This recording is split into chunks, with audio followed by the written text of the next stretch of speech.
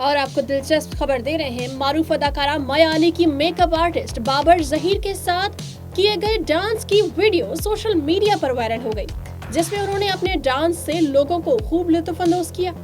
मजीद जानिए एकता TV news की इस रिपोर्ट में।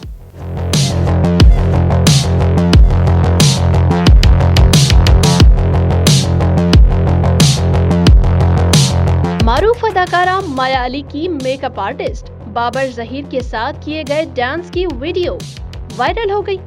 Dance video social platform Instagram पर मेकअप आर्टिस्ट बाबर जहीर की जानिब से शेयर की गई है, जिसमें उन्हें अदाकारा माया अली के साथ मारूफ गुलकार आतिफ असलम के गाने इन दिनों पर डांस करते देखा जा सकता है।